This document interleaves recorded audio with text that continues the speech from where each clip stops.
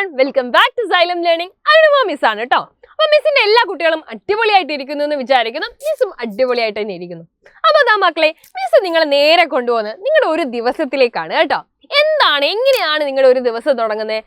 രാവിലെ എഴുന്നേറ്റ് കഴിഞ്ഞാൽ അല്ലേ, പിന്നെ അങ്ങോട്ട് ഒരു ഓട്ടമായിരിക്കും അല്ലേ.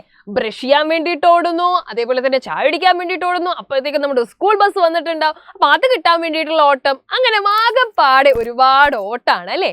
ഈ ഓട്ടത്തിനിടയിൽ നമുക്ക് ചലനത്തിനോടൊപ്പം എലോങ് ദ മോഷൻ എന്നുള്ള ഒരു അടിപൊളി ചാപ്റ്റർ കൂടെ ഒന്ന് പഠിച്ചാലോ? അപ്പൊ മക്കളെ നോക്കണേ, നമ്മൾ ഒരു ദിവസം എഴുന്നേറ്റത് മുതൽ അല്ലേ നമ്മുടെ സഞ്ചാരപാതയോ അല്ലെങ്കിൽ നമ്മുടെ സഞ്ചാരമോ ഒക്കെ ഒന്ന് നോക്കി കഴിഞ്ഞു കഴിഞ്ഞാൽ നമ്മൾ പല തരത്തിലുള്ള മോഷൻസ് നമുക്ക് കാണാം അല്ലേ. ചിലപ്പോൾ നമ്മൾ സ്ട്രെയിറ്റ് ലൈൻ ആയിട്ട് പോകുന്ന കുറേ കേസസ് ഉണ്ടാവും അല്ലെ, നേരേഖയിൽ നമ്മൾ സഞ്ചരിക്കുന്ന കേസ് ഉണ്ടാവും. ചിലപ്പോൾ നമുക്ക് എന്താണ് സർക്കുലാർ പാത്തിലൂടെ സഞ്ചരിക്കേണ്ടി വരും അല്ലെ, കറങ്ങി പോകേണ്ട ആവശ്യമൊക്കെ വന്നിട്ടുണ്ടാവില്ലേ. യെസ്, ഒരു കറക്കൊക്കെ കറങ്ങേണ്ട ആവശ്യങ്ങൾ വന്നിട്ടുണ്ടാവും. ഇനി അതൊന്നും അല്ലെങ്കിൽ അല്ലെ സിഗ്സാഗ് ഇങ്ങനെ വളഞ്ഞ് പൊളഞ്ഞ് തരത്തിലുള്ള രേഖയിലൂടെയൊക്കെ നമുക്ക് സഞ്ചരിക്കേണ്ടി വരും. ഏകദേശം പറഞ്ഞാൽ നമ്മുടെ റോഡുകൾ തന്നെ അല്ലെ, പല തരത്തിലുള്ള പല രീതിയിലുള്ള റോഡുകളൊക്കെ നിങ്ങൾക്ക് കാണാൻ വേണ്ടി പറ്റും.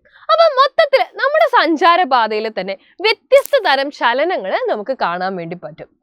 ഇന്ന് മിസ് നിങ്ങൾക്ക് പറഞ്ഞു തരാൻ വേണ്ടി പോകുന്നത് നമ്മുടെ സഞ്ചാര ദിശയെ കുറിച്ചല്ല. നമുക്ക് ഇന്ന് പഠിക്കാനുള്ളത് എർത്തിന്റെ മോഷൻ എന്തൊക്കെ തരത്തിലാണ് എന്നുള്ളതാണ് നമ്മൾ ആദ്യമായിട്ട് ഡിസ്കസ് ചെയ്യാൻ വേണ്ടി പോകുന്നത്. അപ്പൊ നിങ്ങൾക്ക് എല്ലാവർക്കും അറിയാം, എർത്തിന്റെ മോഷൻ കാരണമാണ് നമുക്ക് മോർണിംഗ്സും നൈറ്റും ഒക്കെ ഉണ്ടാകുന്നത് അല്ലെ. രാവും പകലും ഉണ്ടാവാൻ കാരണം എന്താണ്? ഈ പറയുന്ന ഭൂമിയുടെ ചലനമാണ്. അപ്പൊ എന്താണ് ഭൂമിയുടെ ഈ ഒരു ചലനം എന്നുള്ളത് നമുക്കൊന്ന് പഠിക്കാമല്ലോ. അപ്പൊ മക്കളെ നോക്കിക്കോളൂ, നമ്മുടെ ഭൂമിക്ക് രണ്ട് തരത്തിലുള്ള ചലനമാണ് ഉള്ളത്. ആദ്യത്തേത് ഭ്രമണം, രണ്ടാമത്തേത് പരിക്രമണം, റൊട്ടേഷനും റെവല്യൂഷനും. ഇത് രണ്ടും വിശദമായിട്ട് നമുക്കൊന്ന് നോക്കണം. എക്സാമിന് ഇതുമായിട്ട് റിലേറ്റ് ചെയ്തിട്ടുള്ള ക്വസ്റ്റ്യൻസ് ഉണ്ടാവാറുണ്ട്.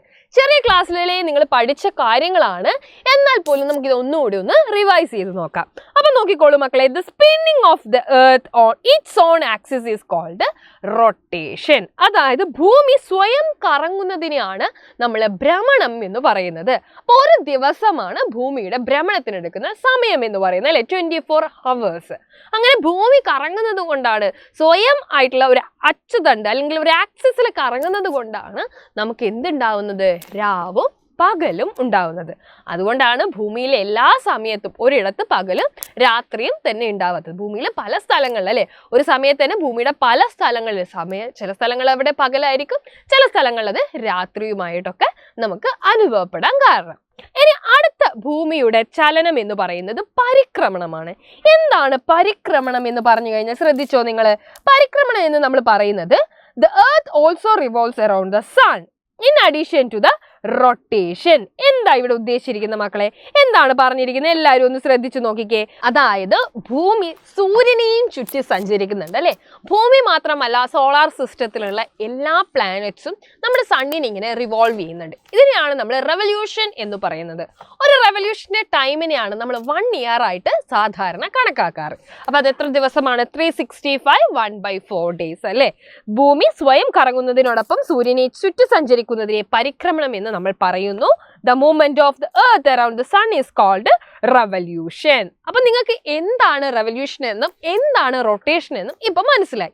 ഇനി നമ്മുടെ ചുറ്റുപാടും പല തരത്തിലുള്ള ചലനം നിങ്ങൾ നോക്കിക്കഴിഞ്ഞാൽ ഇത്തരത്തിലുള്ള കുറേ പ്രത്യേകതകൾ നിങ്ങൾക്ക് കാണാം. അപ്പൊ നിങ്ങൾ അടുത്ത ഒരു കാര്യം നോക്കിക്കേ, ഇവിടെയുള്ള കുറച്ച് മോഷൻസ് നോക്കിക്കേ. സോക്കർ ബോളിൻ്റെത് കാണാം, ഫെറിസ് വീലിൻ്റെത് കാണാം, ടോപ്പിൻ്റെത് കാണാം അല്ലേ. അപ്പൊ റൊട്ടേഷൻ, നമ്മുടെ ചുറ്റുപാടുമുള്ള കുറച്ച് ഭ്രമണം നമുക്കൊന്ന് നോക്കിയാലോ. അതായത് എന്താ ഭ്രമണം എന്ന് പറഞ്ഞാൽ ഒരു ആക്സിസ് ഉണ്ടാവും, ഒരു അക്ഷം ഉണ്ടാവും, അതിനെ കേന്ദ്രീകരിച്ച് ഇങ്ങനെ കറങ്ങുന്നതിനെയാണ് നമ്മൾ എന്ത് പറയാറ്? ഭ്രമണം എന്ന് പറയുന്നത്. പമ്പരം കറങ്ങുന്നത് അല്ലെ, സ്പിന്നിങ് ഓഫ് ടോപ്പ്. പമ്പരം എങ്ങനെയാണ് കറങ്ങുക? ഒരു ആക്സിസ് ഉണ്ടാവും അല്ലെ, അതിൽ ചുറ്റിയിട്ടാണ് ഇങ്ങനെ കറങ്ങിക്കൊണ്ടിരിക്കുന്നത്. വാഹനങ്ങളുടെ ചക്രം കറങ്ങുന്നത്, വീൽ റൊട്ടേഷൻ ഓഫ് വെഹിക്കിൾസ് അല്ലെ. വെഹിക്കിൾസ് ശ്രദ്ധിച്ചു നോക്കിയാൽ അറിയാം, ആ ഒരു നടുക്ക് ഇങ്ങനെ കേന്ദ്രീകരിച്ചാണ് അത് കറങ്ങിക്കൊണ്ടിരിക്കുന്നത്. ഷാർപ്പനർ ഉപയോഗിച്ച് പെൻസിൽ കൂർമ്മിക്കുന്നത്, ഷാർപ്പനിങ് ഓഫ് എ പെൻസിൽ അല്ലെ. ഇതൊക്കെ എന്താണ്?